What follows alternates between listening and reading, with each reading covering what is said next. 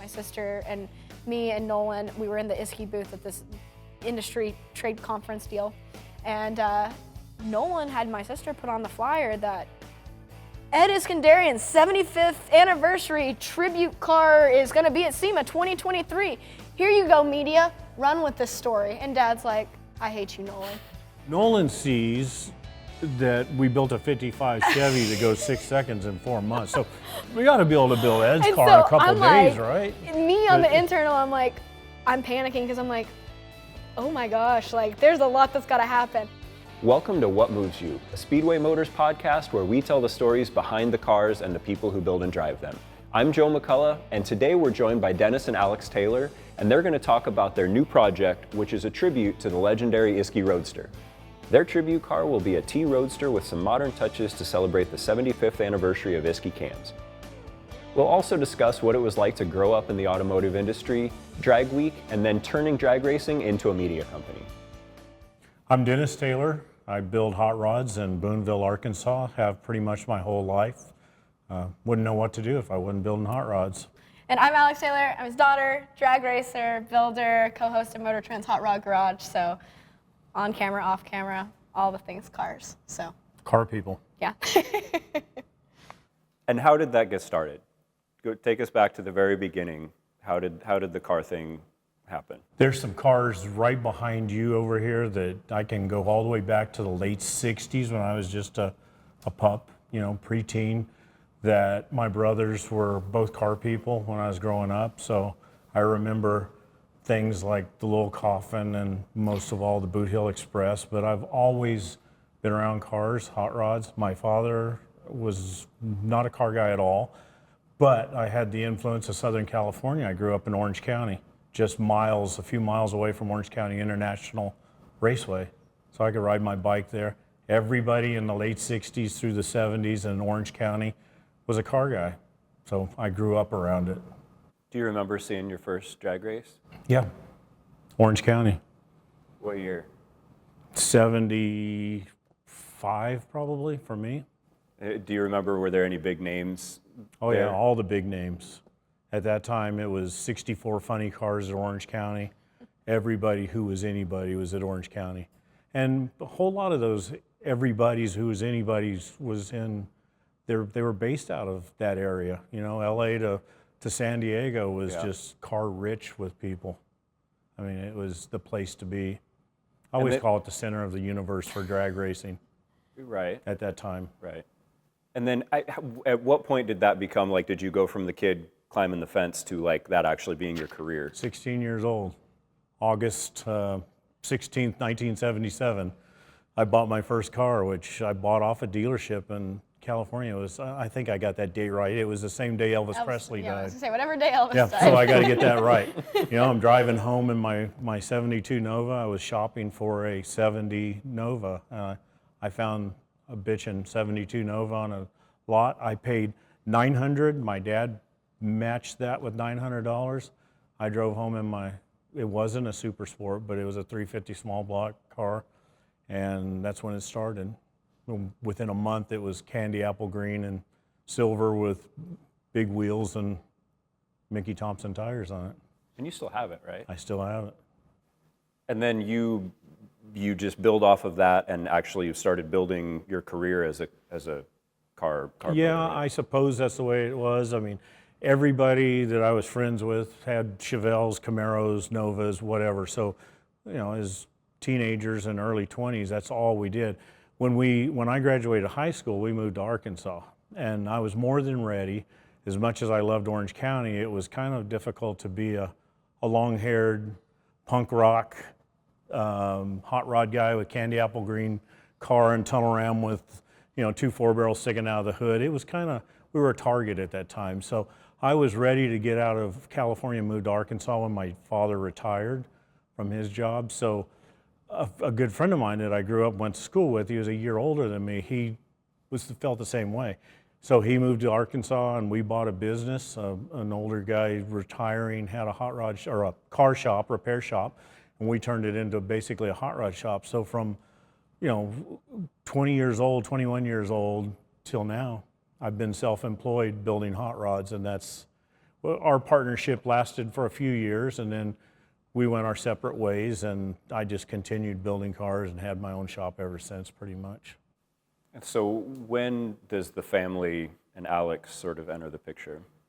So, well, Debbie and I we got off into building fiberglass. So we built 41 Willys, 33 Ford three-window coupes, 37 lift-off top sedans. Debbie and I built lots of cars ourselves. And at one point in 2007, I had a 33 Willys Highboy coupe that I had built with an early Hemi, just a really cool car. And I had it for sale. And Denny Terzic, which is an East Coast builder, he had the America's fastest street car, which was a 67 Camaro with a pro-charged big block 580 cubic inch engine in it. And he had just won in 2007, he'd won fastest street car in America. It's the first car to go into sevens, street cars, really big deal.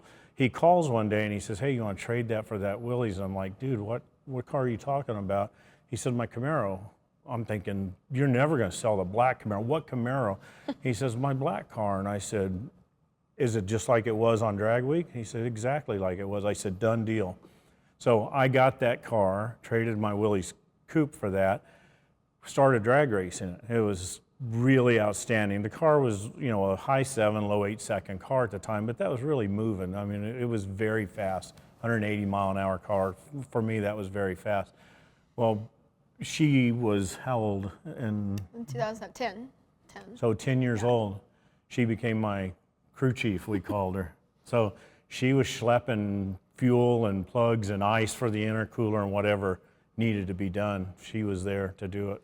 But they did have their business, as you were saying, for what, 15, 20, fiberglass-wise, that was? Yeah, we started fiberglass, I don't know, like 92 or something. So I was born in 97. So Megan and I, which is my sister, grew up in the shop literally like from a couple weeks old. So we'd always been around it, and he was nostalgia racing before that, but really what started like me liking drag racing so much was that car. But yeah, we followed around, like helped where we could, hands-on. He's a good teacher, so I'd always like slow him down, ask questions. And then, so then once that came along, that's where I was like, okay, I love this. I fell in love with that car. Do you have any memories of being in the shop, like maybe even before that as a little kid, and thinking like, man, this building stuff and building cars is cool, like I might want to do this? It's weird when people think of it like that, because like we didn't know anything different. So it took a long time to realize that that's not normal, like that's not what you normally do kind of thing. So I didn't actually know a life other than that, and I didn't realize, like I keep saying, like that wasn't what people did until I was much older. So I always enjoyed being hands-on. Like when they had their fiberglass business, he had employees at the time. I'd go down like after school and help roll fiberglass and anything I could do around there. I had a little woodworking corner set up in the shop with little bandsaws, always had something going on. And so I didn't really think of it as like, oh, okay, that's what I want to do. It was just, that's what I enjoyed doing. That's what I knew that's what life was. So I think if the question kind of sounds like if she just walked in here and says, man, I'd really like to collect cars someday. If you grew up collecting cars, you wouldn't really ever have that awe moment. The light bulb moment doesn't exist because the light bulb's always been on. Yeah. And it's one of those that it becomes that whole, well, you just ended up in it because your dad's in it, but it's not at the same time. Definitely, like I didn't know another life other than that, so it wasn't that, aha, this is the moment that it happened, but it's one of those where it's, aha, I don't want to leave this more so. When I'm 16, 17, 18 thinking about going to college and everybody else is on their way to college and like leaving everything, I'm like, well, I can't leave this. So it was more the aha of like, well, this is my life. I got to keep doing that. And so that's where that kind of probably happened more. The realization of realizing that you kind of like it rather than just have to do it. Yeah, but I always enjoyed it and I wanted to be there. And so it was one of those that it's very natural. I don't know how else to explain it. So obviously, we're building towards the 2013 drag week, right? But how did you get from the black Camaro to the orange Camaro? So they sold it. They raced it for probably 3 years. 3 or 4. 3 or 4. And that's actually where the name Badmaro came from. So we have a friend, Phil Smith, who used to work at Flowmaster. Flowmaster Phil, Flowmaster Smith. He always word twisted. And so Dad was on the phone with him one day, right at the end of it. And he said, "That's one Badmaro." So then you got the license plate. And then they sold the car. And it was like heartbreaking. It was license plate hung on the wall all by itself. Car's gone. And she's depressed. So.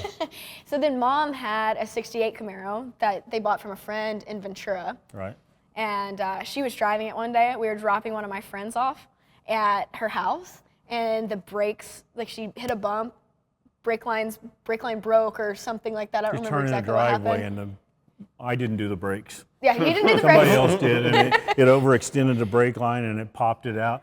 And little did we know, because we hadn't really had the car very long, that the rear master cylinder was dry, and the front one just popped, so no brakes, boom, right in the back one. Yeah, so she runs into the back of this car, smashes the front of the car, you know, not super fast, but smashes this car. And so I think I screamed bloody murder. I was like, no, you know. They thought somebody died. And so the car was sitting in the back of the shop for probably 2 years. Probably. And so it sat back there, and then finally, like, it always been the deal that if I went to, you know, graduated school, got my college paid for, whatever, they would help me get a car, you know, my first nice car. So we reversed that role a little bit, and so we built that car when I was 15. So she gave me the car, we built it, and then it became my version of Badmaro. So I took the license plate, same wheels and everything, and that's where that kind of came from. The baby Badmaro is what it was. It didn't look anything like it, but to me, that was my connection back to the car. Ultimately, the car almost ran as fast as the big block car. It's pretty cool. I think we're talking, I was looking at memories this morning. I think that car went 827, if I remember right. I think it was 820, high 820s or low 830s. And that's smallish tire. 275 radial. It was just a everyday power steering. LSX, power air window street car. Nice car. So, and it still sits like that. So that's the thing. Like it's still that car. So we still have it. Yep. It's pretty cool. Again, leading up to 2013, do you remember your first pass down the drag strip as a driver? It didn't happen until 2013. Well, I rode along with Dad. I guess for one pass. And he had a '55 Chevy Gasser, but that was just 8th mile right along. My first pass was we built the car, finished it, and that was in August of 2013. I turned 16 in July, and so we rented a local track for half a day and had to learn how to do a burnout, shake a brand new car down, make a pass, all the things, all in one day. So yeah, get ready for the upcoming drag week, which was just going to be her and her mother. I was staying home.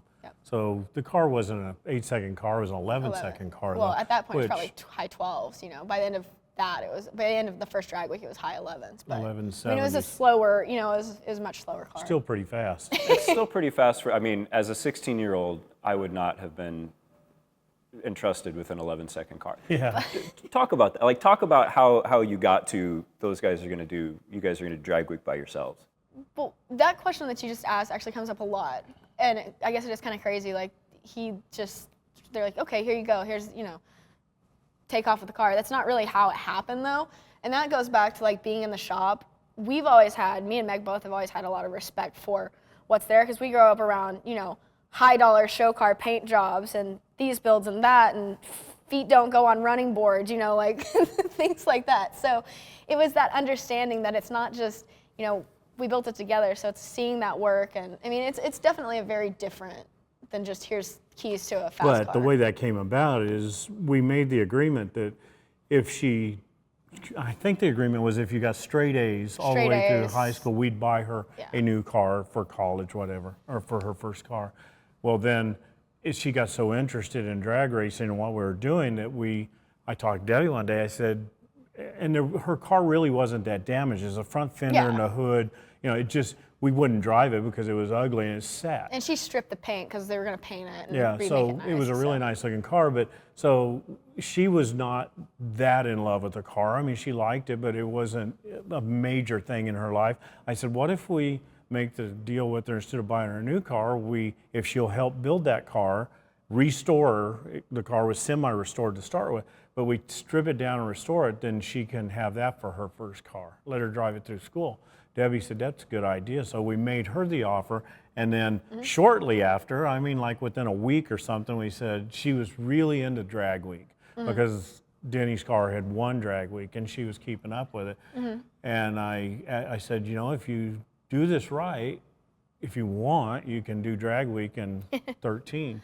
Yeah. So, that lit her eyeballs up. You know, she was ready. So that's what exactly happened. She helped rebuild it. She stripped it. We built an LS and put in it. And, you know, the agreement was, so it was her and her mom. I said, this is great mother-daughter bonding time. It's a LS. You know, it's Holly. It's simple. It's not going to be a lot of work. Well, it was so fresh. It was a lot of work. But she managed to get through drag week. She tuned it herself. I told her I installed the Holly. I think I did it. She may have helped. He wired it. I did the bass tune for it. I said, here's the laptop. Here's what you got to do. And I didn't know anything about it. You tune it, get it running, and, you know, make the car work, and you guys go on drag week. And that's, she's built a tune, we turned the key and it started, and she went to drag week and did really well. Yeah, so that was cool, because it was one of those that at the time, like, Holly is very common now and those systems, but at the time it wasn't. Holly didn't even have their classes that they host in-house or anything like that. So we actually did all that, you know, and this was actually a pretty short timeline because we'd started on the car early, but it got pushed aside for customer work. So we ended up doing kind of a crunch build on it. And so it all happened very fast. And then I had no idea what tuning was. You know, I hadn't been around a lot of fuel injection and stuff like that. And so it was totally, almost seems crazy that it actually all worked out like it did. You know, there wasn't all the YouTube and that to search and things. It was they had a quick start manual, I read it all, and we ended up going to the classes and stuff later together. But yeah, it was cool. So, I mean, we've all had that experience of like, goal, you thrash, you meet your goal, and then that experience of like driving out of the driveway and driving down the street for the first, like, do you remember that moment with that car? Like, I do. Yeah, so there's a couple different moments, but I do remember getting to start it and drive it, or say the first startup in the shop. You know, I have that reaction on video actually, which is we weren't doing. This was never intentionally for the internet stuff at the time. You know, like, that wasn't it. So we have that. But I remember the first time I got to actually go drive it. I remember I went through a dip that was in the street, and I took the front spoiler off. Brand new spoiler. Brand new spoiler. I come back and I was like, Dad. It was a driveway. It was a driveway. It and was she really. went out. And it took the front spoiler off, and I came back and I was like, so. It didn't take it off, to be fair. It cracked it. It cracked it. And I was like, so this is. I kind of messed it up. But that's the only thing I ever did to the car. Like, that's the only thing that ever happened to it. And that was just, it was brand new. So I remember that. But then I also remember there was a forum at the time called Bankshift. And there was the official drag week forum. And while we were doing the build, I was blogging about the car just because I wanted to have friends when I got there.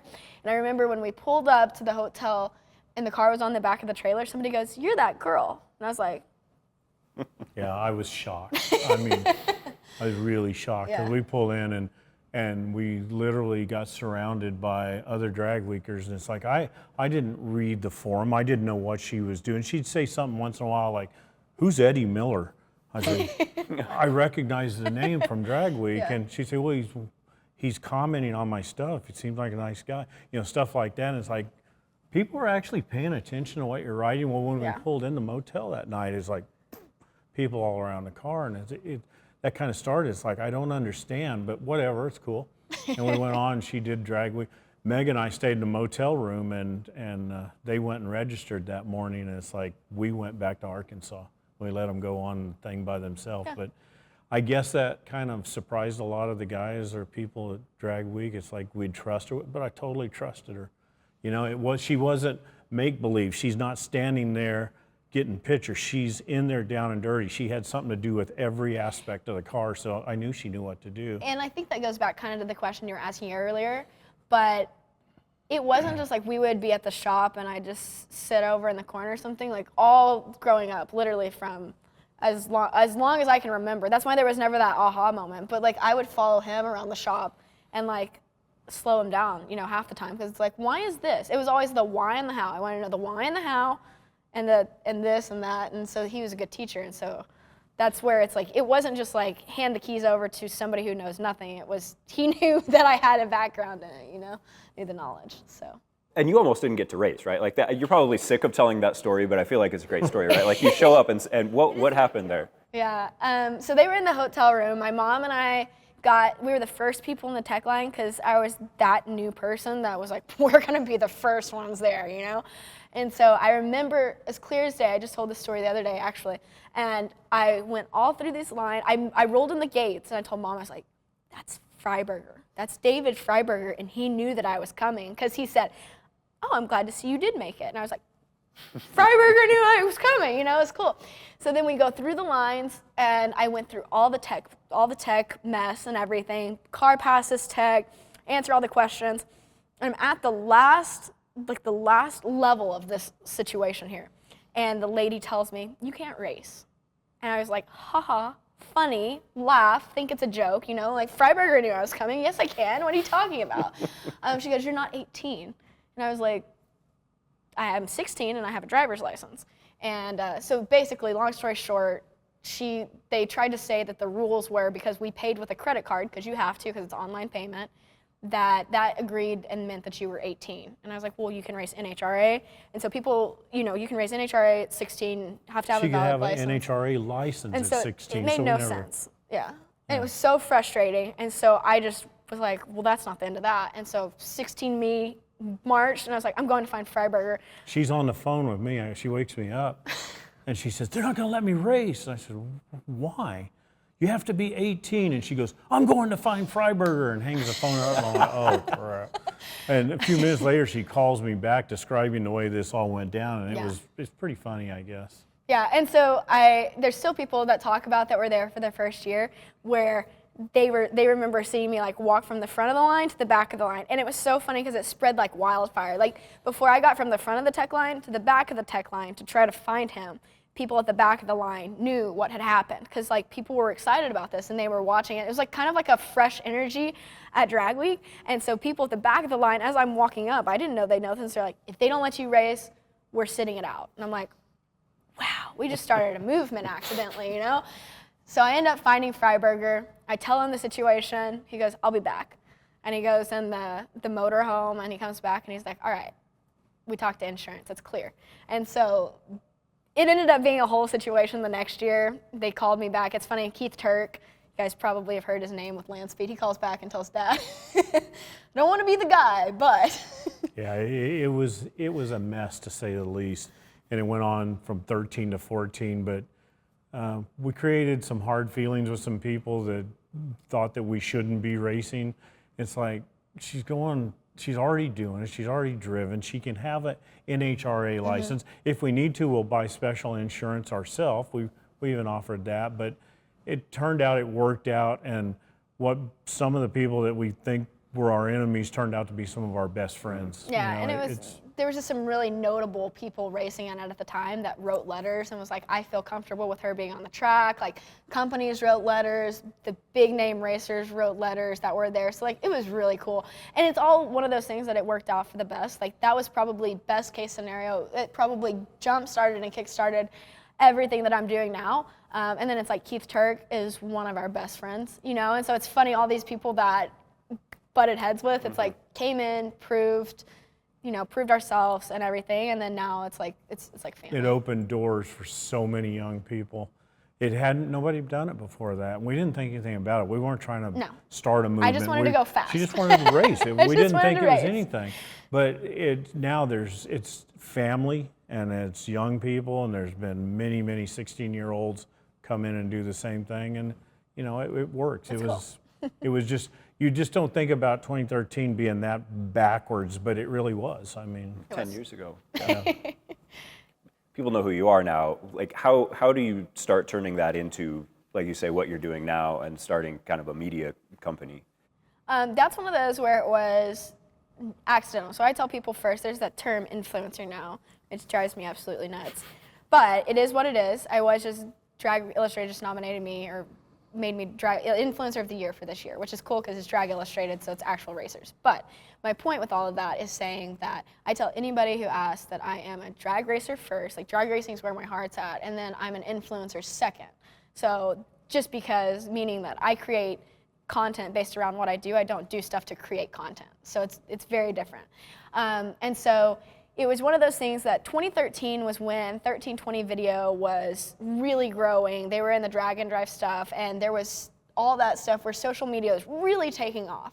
I didn't do a single thing with it. I was still on bank shift posting on the forums, which did nothing, you know, but I didn't care. Like, that's not why I was doing it. But there was people that started following.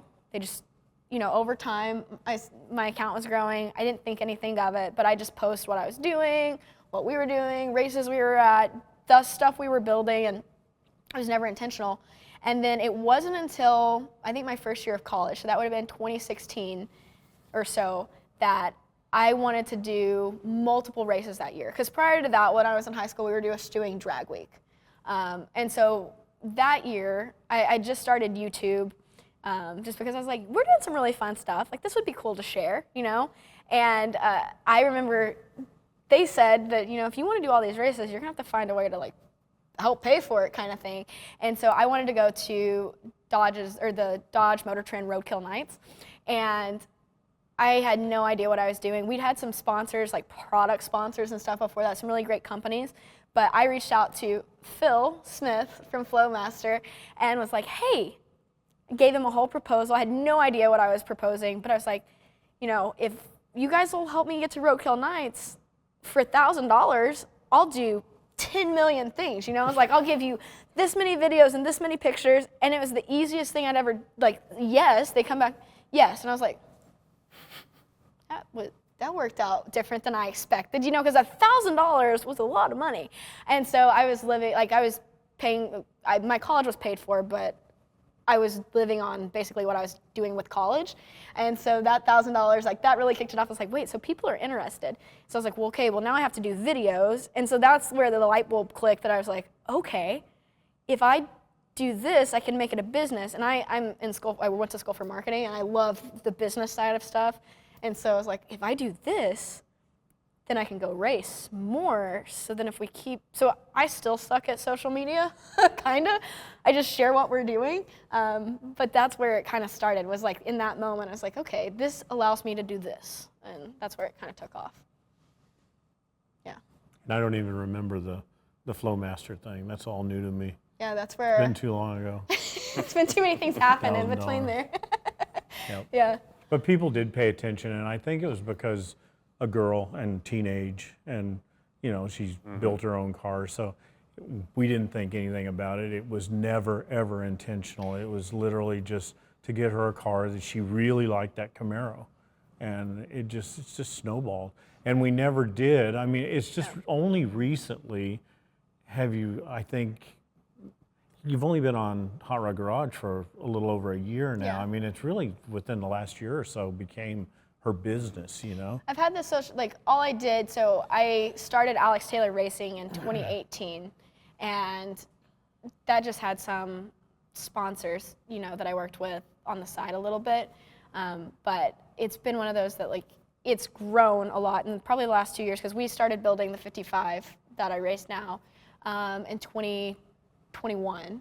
And so that was like, which we can get into that later, but that was such a major undertaking project-wise, so I was like, this has to be a business. Like, he's not working, this is my full time right now. So like, 2020 COVID was probably one of the best things that could happen for me, because as far as timeline, like, I saw so many things crumble, like opportunities I had, so it was kind of disappointing, but then, like, in the long run, it bought me a year of time, because I graduated in May of 2020, and I told myself, I was like, I'm gonna graduate, and if this car thing doesn't work out in like 6 months to a year, I'll go to law school, you know, which didn't want to do that, but anyway, so like, it bought me time, and then 2021, doing the 55 really kicked stuff off, and that's where it's turned more of a business. Yeah, since the 55, that's when our life got complicated. True. Fast and complicated. It did. And I want to talk about the 55. So had you kind of outgrown the Camaro, like you'd sort of reached the end of what you could do with a small tire Camaro? Like, was that sort of the impetus for the 55? He was racing his Nova, so his first car, the 72 Nova, which you can tell about that, because that leads into all of this. Well, I pulled that car out of storage. It hadn't been licensed. I had it in storage since 1982. So it sat in storage till 2014, I think. I decided to do something similar to what she was doing, except I'm not an LS guy, I'm a big block guy. So I put it together with that, and it turned into, by the time I got finished with it, it was like a 760s 770s, but 183 miles an hour type car. She was actually, backing up thinking about it, you were actually kind of bored with the Camaro because for a couple, 3 years, the Camaro was fun because she had to work. She kept working to get it faster and faster and faster. There wasn't a lot of 850 cars. Now the Super Street class is considered an 850 class. So now it's who can get closest to 8500. Like index racing. Yeah, but up until that time, it was, nobody's running 850s. Oh, so-and-so just ran an 870. Man, these cars are getting fast. Well, all of a sudden, they're I think Tom Bailey said that 850 cars are like wood falling off the back of a truck. There's just a ton of them.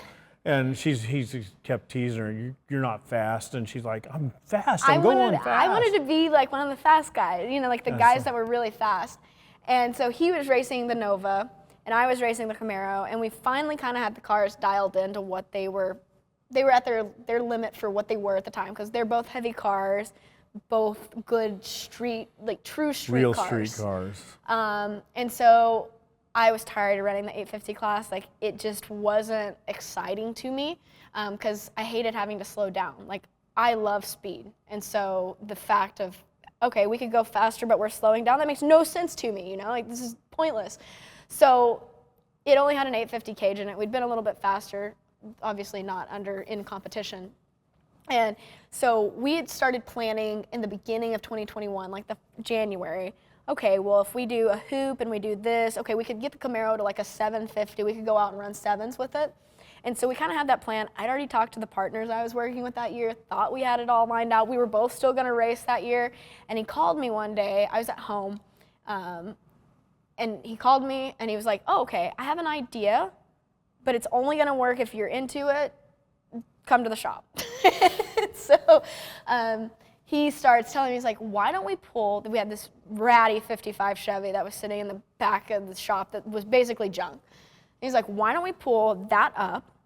We'll build a cage really quick. We'll build a full chassis, 650 car, we'll pull everything out of the Nova in it, including brakes, like I'm talking everything. And we'll just make this car that's just a piece of junk, but we'll go race it for a year, run sixes, and then let it sit outside to rust. No, he didn't care. It was only there for a purpose of going fast. We were going to build a nice car later. Totally changed the plan. Well, that was the plan. I was going to even go as far as putting a Mustang 2 front end on it because I can build those things no problem. But it's like, so that was the plan. It was just I wasn't even going to paint the cage or anything. It was just going to beat the dents out of it. And it's the most snowball thing that I've ever done in my life. She got a couple companies interested in it, mentioned it to them. Could we get, instead of taking all the Holly stuff out of your car, I'll just ask Holly. Well, Holly says, yeah, whatever you need.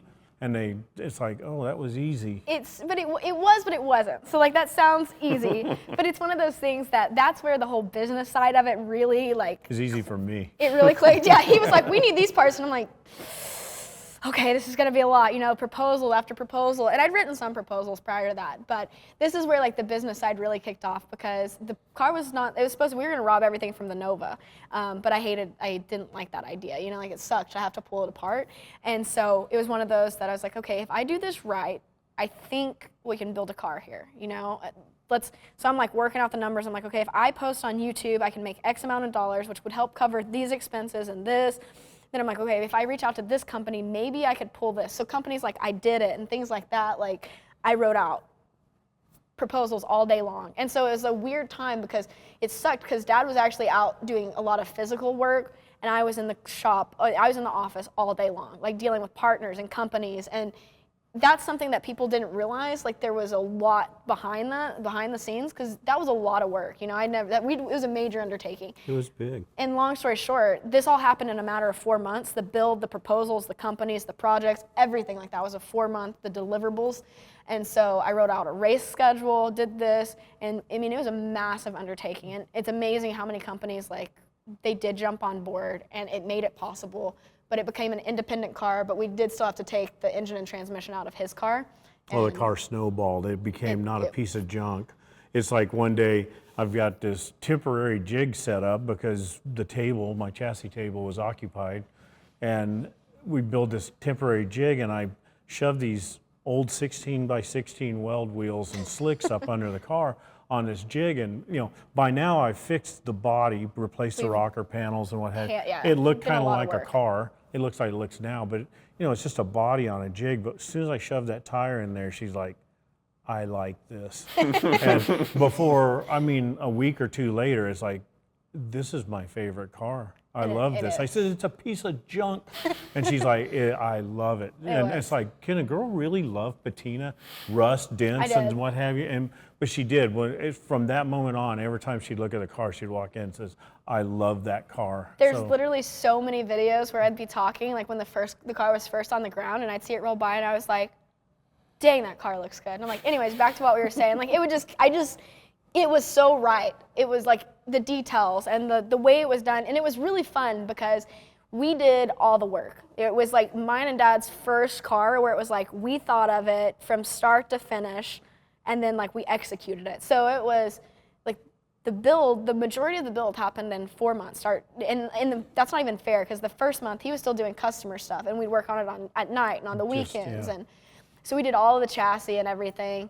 And built the molds for the fiberglass front end doors, bumpers, trunk lid.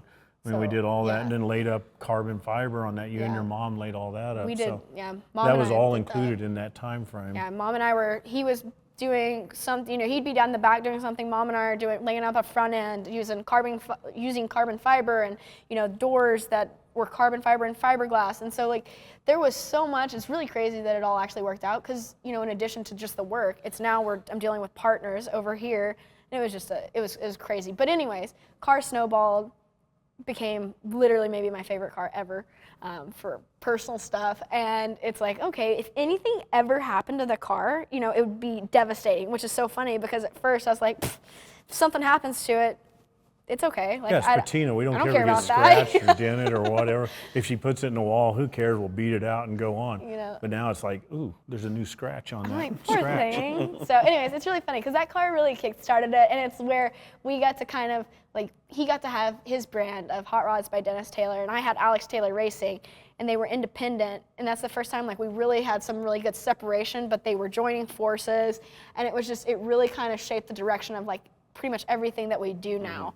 And it kind of changed a lot of paths. And it was really just cool because we worked good together. And so to see our vision that we both had come to life was really neat. So it's cool.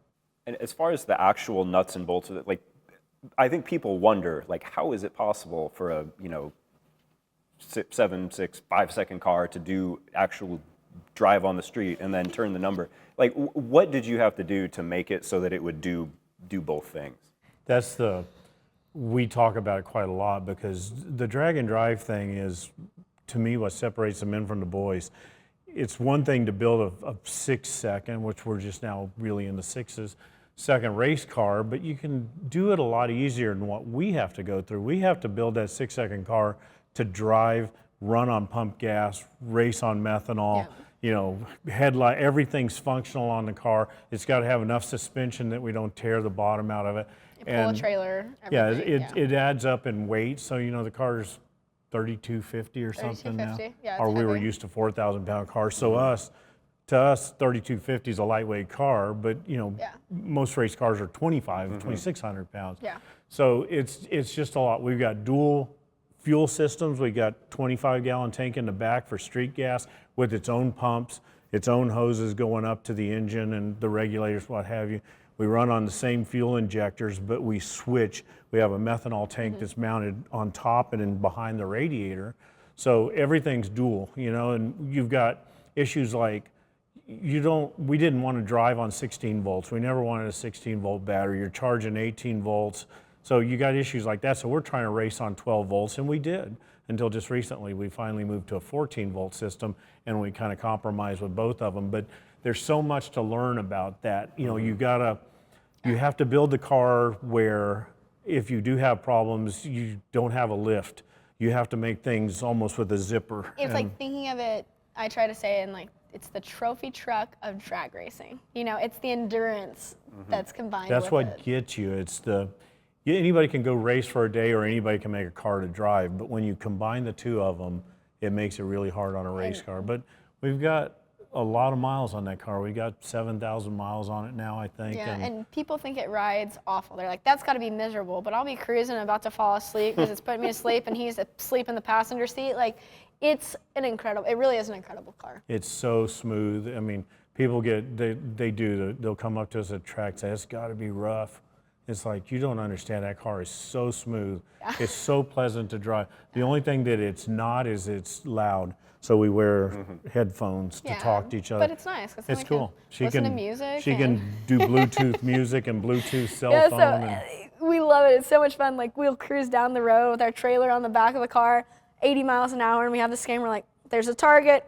There's another one. Past them. Our targets are other drag week people. Yeah. It's like we're passing them all. Yeah. And so it makes it fun because we'll cruise, 80 miles an hour, listening to music, sipping on our Coke. We got cup holders and everything, so it's actually a lot of fun. But it's one of those, even that's like, the major build happened in 4 months, but there's been a lot, it's been a refinement.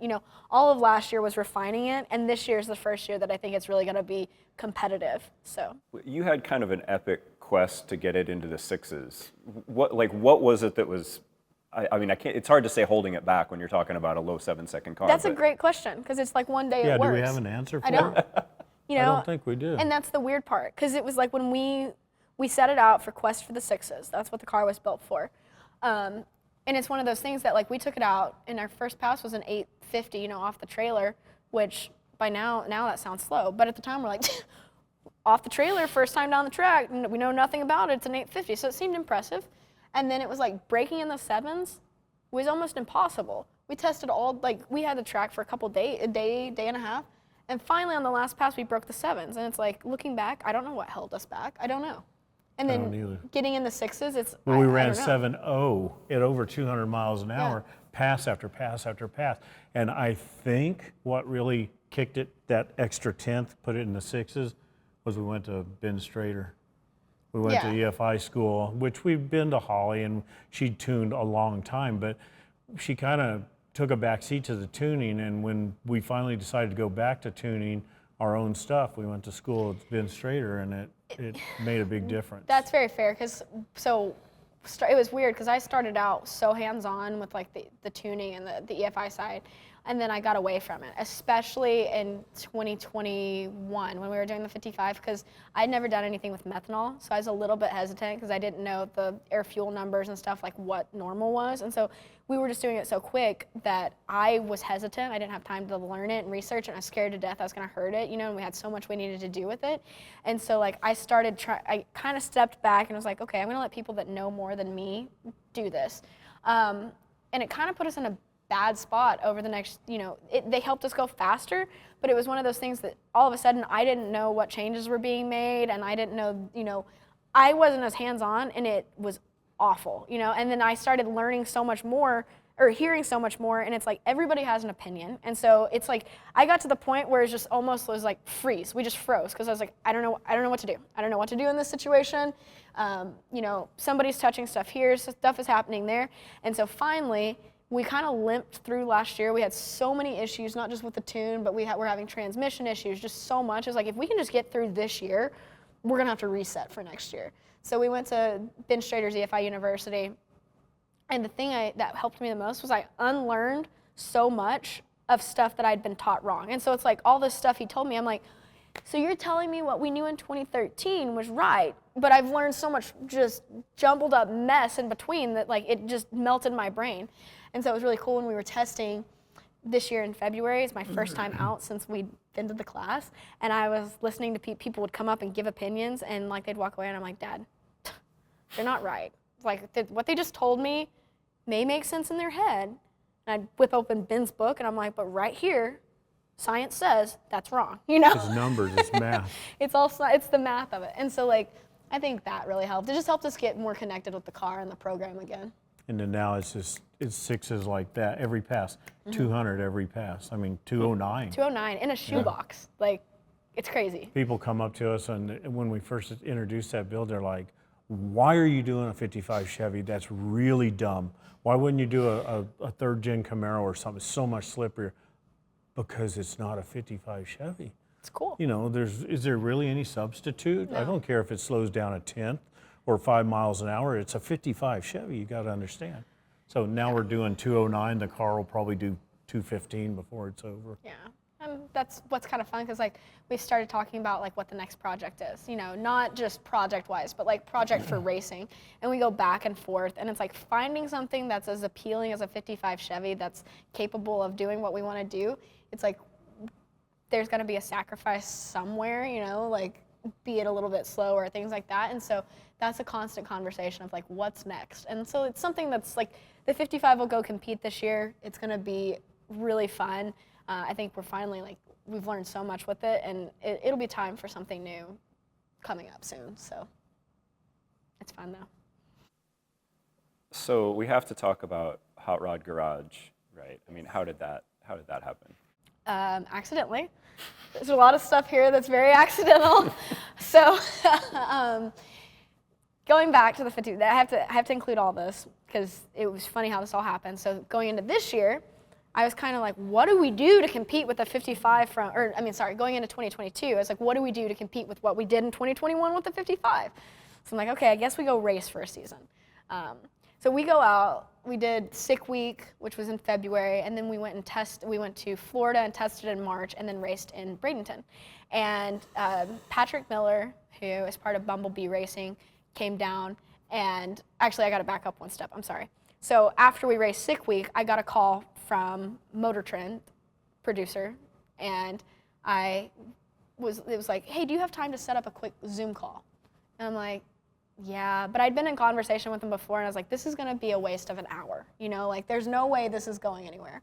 So I go do this Zoom call, and he's like, hey, what do you do? And I'm like, okay. So I'm like telling him my story, and he's like, okay, well, I just wanted, I'm just a talent scout. I just wanted to talk to you and get a feel for it. And I told Dad, I literally walked to the back of the shop, and I was like, that was a waste, And so then like a couple weeks later, I get a call from, it's Mikey, and he actually is a very important person at the show, but he played himself down really well. And so then he calls me, he's like, hey, so just so you know, we are actually doing something that wasn't a fake, like that was not just this generic call as it sounded like. Tony Angelo from Hot Rod Garage is leaving. It's not announced yet. He's doing a different project. We're currently scouting for a new host for Motor Trend's Hot Rod Garage. And I was like, Dad's like, well, it's not going to happen. It's not going to happen, And so he's like, do you want to come out and do a screen test? So I'm like, okay. And I'm still like, there's no way, it's not the right time. Like, there's no way they're ready for like me to replace on an iconic show like that. Like it's not going to work. Go out, I do my screen test. Lucky's sitting up there, literally like feet up on the rail, watching me. And they're like, okay. Tell us a little bit. You're going to take the head off of this LS engine and talk to us while you're doing it. That's all I got. And I was like, okay, this isn't weird or anything. So I'm sitting there working. I'm like, okay, now I'm doing this, And then that's pretty much the wrap of it. Lucky and I did a couple fake lines back and forth. And they're like, okay, we'll be in touch. And I'm like, I called Dad. And I'm like, man, I kind of really like this, Like, that was weird, but I enjoyed it. And he's like, don't get your hopes up, That's good dad advice, I feel like. Well, I mean, it's like, this is not going to happen. There was, 6 or 7 other people that were testing. It's like, testing. what's the chances, So I didn't want her to get too excited about it. And so, like, we kind of blow this off. We go back to racing. And I'm kind of, like, in the back of my mind, I'm like, people would ask, I'm like, I don't know. I may have something coming up, but probably not, And so that's where the Bumblebee thing comes in, because this was a really big weekend, and that's why I bring this up. So we were testing in Florida. We raced there. We did an NMCA shootout, and Patrick Miller was down helping us do a little bit of testing. And I didn't really know Patrick. He's my age. He's like 25, somewhere in that area, so young kid.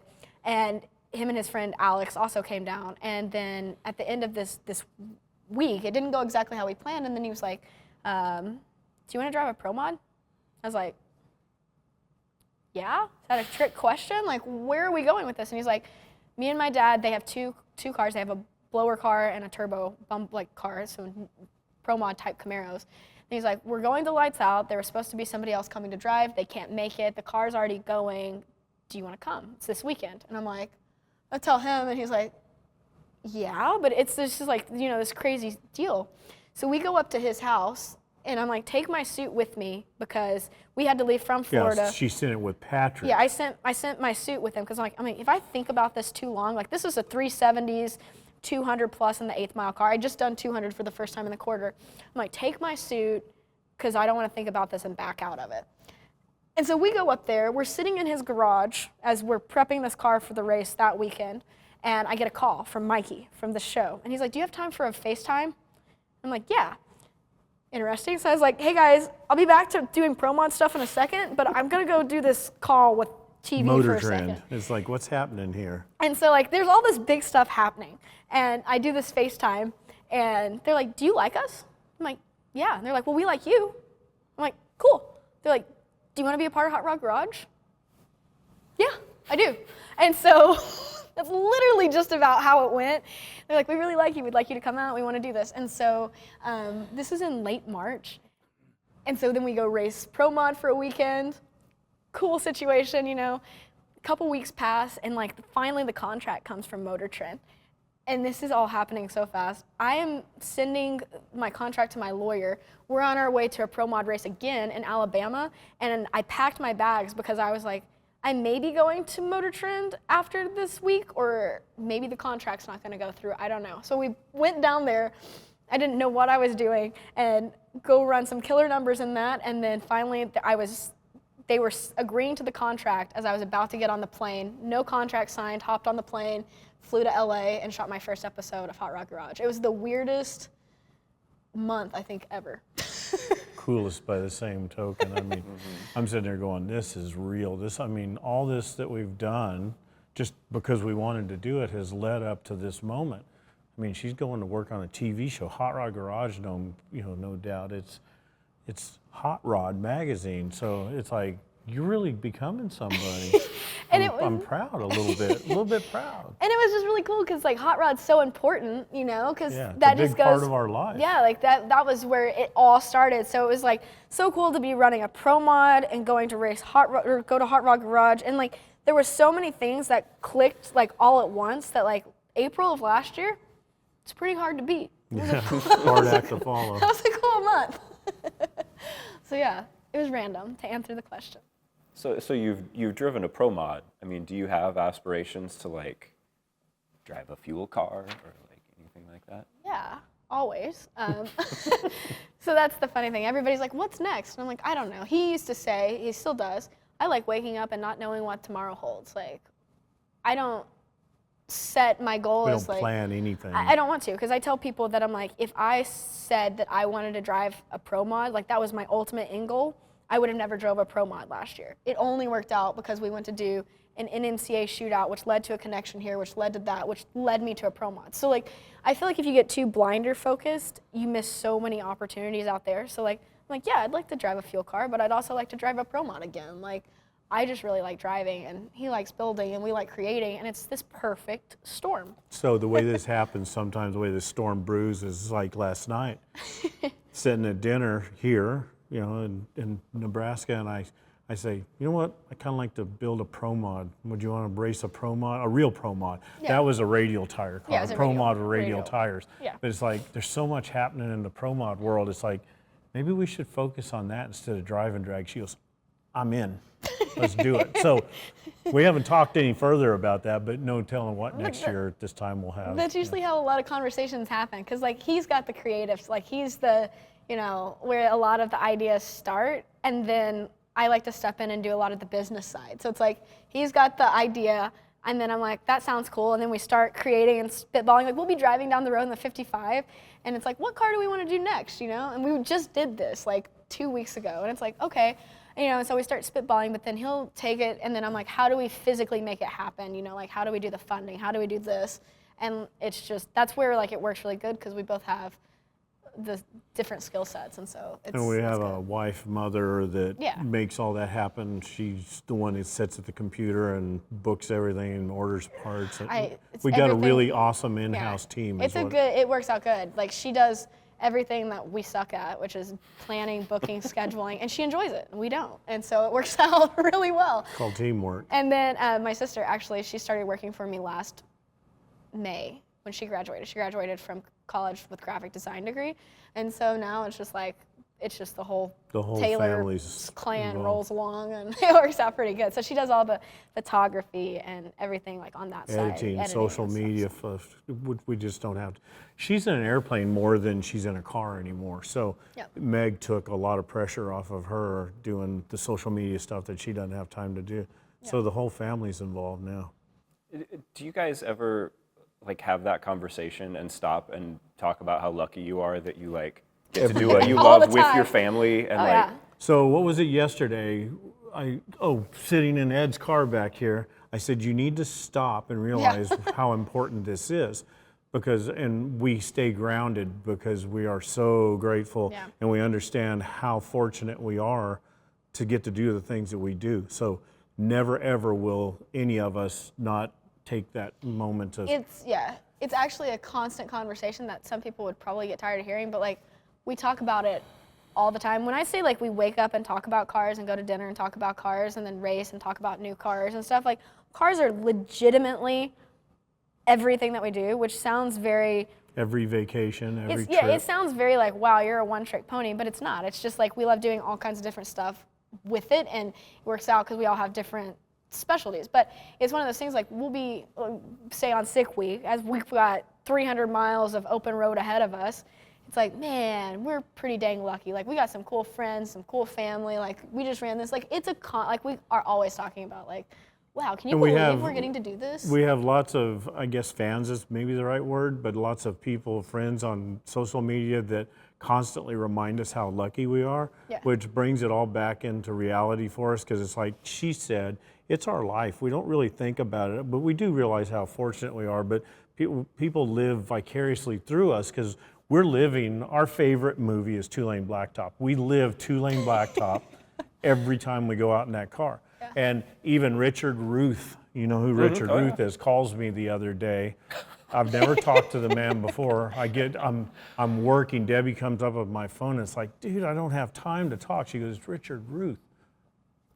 Maybe I do have time to talk. So Richard just starts in, he's thanking me to start with, you know, thank you for doing what you're doing. I'm so impressed and you're living 2-Lane Blacktop and this is so important. And it's like, this is, you know, people are paying attention. That's really wild.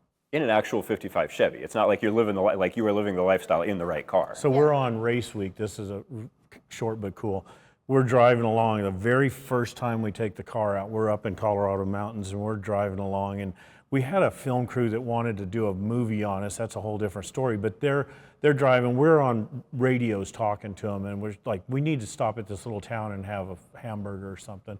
So they find this restaurant. Well, we pass this restaurant. I'm like, turn around, and she radios to them. We're going to turn around here. There's this restaurant, and it's got this peak, this iconic, form. And I said, pull right there. She pulls in front of it. I get my phone out and I stand back and I'm covered in goosebumps. So the film crew comes back, and which none of this ever turned into anything, but they come back and they're like, what's going on? I said, it's the 55 from 2-Lane sitting in front of the diner with the arch thing. And I said, look right there. And they're like, boom, everybody busts out in their goosebumps. It's like, holy cow, we're living 2-Lane Blacktop here. Yeah. And Dennis Taylor, James Taylor, Dennis Wilson. Yeah, okay, right. So it's like, this is all meant to be. She's the driver, I'm the mechanic. Why are we sitting here in the Museum of American Speed in front of Iskenderian's T? Over the last couple years, something that's really helped with being able to grow and doing what we're doing and, entering kind of a new era of that is really, really great partners and friends and stuff and people that have become family. And Isky is one of those most notable people because Isky is legitimately, Nolan from Isky has become like our family. And so we started with them probably 3 or 4 years ago. It was this very slow working together. It was like, here's a cam. It's like, awesome, cool, that's awesome, thank you. And then it's like slowly grow partnership. And he does stuff and puts us in his ads, and this partnership has grown and grown and our relationship has grown. Long story short, SEMA of this last year comes around. Isky is still family owned. Ed Iskenderian, who started it, is still alive, 101 years old, will be 102 in July. It's also the 75th year of Isky Cams. So Dad and Nolan are talking at the Isky booth at SEMA, and it's like, what do we do? And I just see them over there scheming. And he can lead this conversation in because that's where this all kind of came to be and why we ended up sitting right here in the spot right now. So it kind of literally just snowballed like everything else in our life. Yeah. But you know, we're talking about doing something for Isky, and we also, so when we came up with this idea, Nolan says it's the 75th anniversary. We should do something. he just wanted to do a project car. Yeah, Ed's 100 years old, 101 years old. We need to do something while we can. And it's like, you know what? Also interesting is 75th anniversary of Hot Rod Magazine. Mm-hmm. And he's, oh, that's right. So we started putting this together. Well, here comes Mike Galimi from Mike he works with Galimi Hot from Rod. Hot Rod, and then we say, hey, Mike, we're scheming, and Mike's like, ooh, we're in. But we still didn't know just exactly what we were going to build, but Ed, you know, Nolan says, maybe we could do Ed's recreation of Ed's car and actually make it usable. We can't use that car, it's in a museum and it's worth too much money, and you know, It's too who would iconic. take that out? Yeah, you can't. So let's build a tribute car to that, and it just, I mean, that's like the pebble rolling down the hill. It just picked up momentum and grew from there, and it's like, let's do this. And we kind of laid a loose plan, but until this trip here, we really didn't know exactly what the car was going to be. And a lot of stuff like that is stuff where it's like you and your friends sitting around and you have this idea and it goes nowhere, you know? It's like, okay, that's going to die. Cool concept, that's going to die. And it kind of tapered off for a little bit, but Nolan kept like, hey, at PRI, gonna start on that T, and Dad's like, you don't even have a car. Like, we don't have anything. And he's like, yeah, but SEMA 2023, it's gonna be there. And so then like, okay, we go back and forth. Well, we end up going to the media trade conference. My sister and me and Nolan, we were in the Isky booth at this industry trade conference deal. And Nolan had my sister put on the flyer that Ed Iskenderian's 75th anniversary tribute car is gonna be at SEMA 2023. Here you go, media, run with this story. And Dad's like, I hate you, Nolan. You know, like, we haven't even talked about this. This is January. Well, we end up running into Kelsey from Speedway, and he's like— in an elevator. In an elevator, and we're talking to her, and Ed's like, or not Ed, Nolan says something, he's like, they end up seeing name tags or something. He's like, oh, Kelsey, nice to meet you. We're actually, we're gonna be doing a tribute build to Ed's car. It's in the museum. And I'm like, Nolan, like, this is getting out of hand. Like, we really have to do this at that point, you know? And Megan's telling Dad, and Dad's like, we literally don't have time. So anyways, snowballs, literally like this. And Nolan's talking to Kelsey, and this plan is in the works, and Speedway starts to be in the conversation. And then we ended up here this week. Well, no, there's a lot more a little to bit it, before that. A couple weeks ago, I'm on groups on Facebook, and I had already searched trying to find a car. And, you know, we knew we could do a fiberglass car, but it's like, I really want to do the car justice and do it out of a steel car. It may even be patina, you know, ultimately. But we missed a couple cars. I'd send them to Nolan. He'd go, how much should I offer? I need lowball. I'm going to offer him $5. Well, of course, the car sold or never some bad. It's like, dude, you can't do that. It's a T-model. They haven't made them in a long time. And that one was absolutely perfect. So, but like everything else that's meant to be, a couple weeks ago, another car comes up, and it's like, I send it to him. We're on sick week. Actually, we're racing. He was there with us. And, oh, is that what it was? Yeah. Anyway, yeah. So Nolan says, I'm just going to offer the whole, what they asked. And I said, good idea. You know, so he sends them a check, and they make arrangements, and that's what really started the car. It becomes real. It is, but it becomes such a, like, this is such a, Dad would send Nolan a car would disappear, and Dad's like, dude, if you don't get a car, this isn't happening. So that's why when we're at Media Trade Conference and he's like announcing this, I'm like, oh, this is gonna be a lot. Like, she knew it was gonna be a lot for me. I did, yeah. Nolan sees that we built a 55 Chevy that goes 6 seconds in 4 months. So we got to be able to build Ed's car in a couple days, right? Me on the internal, I'm like, I'm panicking because I'm like, oh my gosh, like, there's a lot that's got to happen. And so then we're sitting at sick week, or at dinner at sick week, and Dad, this is just a couple weeks ago, and Dad's like, telling me about this car he found, and Nolan's like, yeah, I offered it. See, it's this. It says it's sold, and Dad's like, of course it is. He did. And he like pulls this joke. He's like, just kidding. He says some jerk bought it. It's me. And I was like, nice. And so that's where it became real. The car will deliver to the shop in a few days. We're up here getting measurements, picking up parts, and that's kind of how it happened. It's really funny though, because I was like, Nolan, you're promising a lot of people that something's gonna show up. We gotta make things start happening.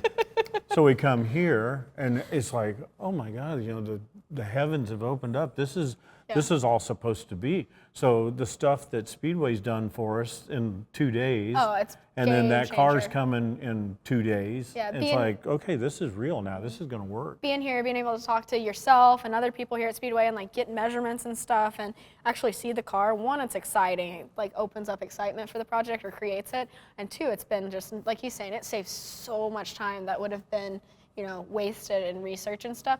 And to be fair, Nolan is like a really good planner, but he just forgets to clue everyone else in on the plan. So he's really good at convincing people. So he probably actually had this plan all along because that's what he does. And then like it all ends up working out how it's supposed to because he does this all the time. So it's probably actually accidentally on purpose. And only one of us has to do the real work. Guess who that is? That's not true.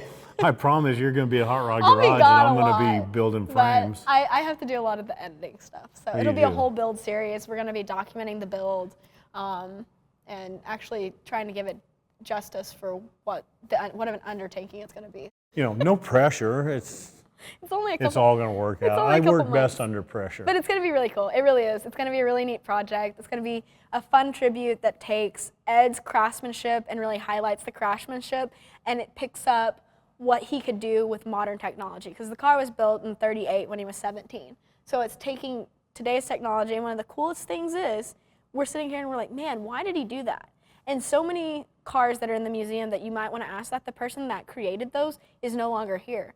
But we legitimately have a list of questions that we're going to go back and ask Ed, who's 101, and we actually get to ask those questions while he's still here to ask those questions. So that's really cool. And the plan is I get to drive the new car with Ed Iskenderian riding co-pilot, take him through the parade, go to El Mirage with him, you know, take him on. I mean, It's really at cool. my age, how much more time do I have with people of that generation? Those people are leaving us fast. So, you know, this is really, really special to me. It's more than a job. This is like the icing on the cake for me. Yeah. So it's gonna be a hectic couple months, but it's gonna be cool. And I suppose we have to ask where, if people want to watch this come together, where should they be watching that? So if you guys want to watch it come together, my YouTube channel is Riding with Alex Taylor, so there's going to be content on there. There's going to be content on the Isky YouTube channel, so Isky Cams, Isky Racing Cams, and then Instagram. Do you know yours, or do I need to tell it?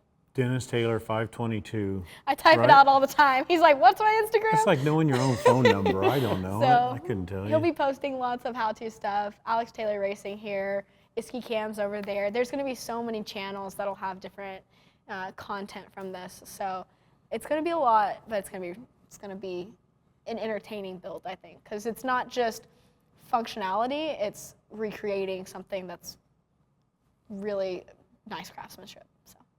I could start in and build a T model like I would. You know, you're going to do that on Hot Rod Garage. It's a open slate. You know, you have no rules.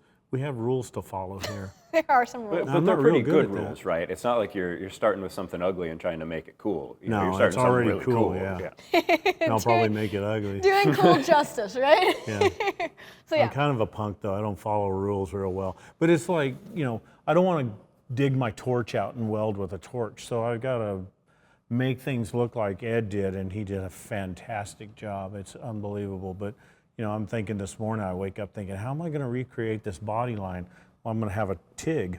I'm going to be TIGging this, but I can't make it look like a TIG. I got to disguise this. Yeah. We might get a little too perfect in what we do, and we're not, don't get me wrong, but you know, a stack of dimes, that car's not got a stack of dimes, but for arc welds and gas welds, it's got some really impressive welds. By a 17-year-old kid in a driveway, Yeah. you know. Yeah. I mean, think about all of that. The time, 1938, 17 years old, 2-car garage. I've been there, I know. I did it in a 2-car garage in California at 17-year-old, but it didn't look like that. You know, that's really impressive. Thanks to Dennis and Alex for joining us, and thanks to all of you for listening to What Moves You, a Speedway Motors podcast. For more on what Dennis and Alex are up to, be sure to check out the Speedway Motors Toolbox at speedwaymotors.com. There's also going to be a lot more on this T-Roadster build on Alex's YouTube channel, Riding with Alex Taylor. What Moves You is available wherever you get your podcasts. Thanks for joining us, and we'll see you next time.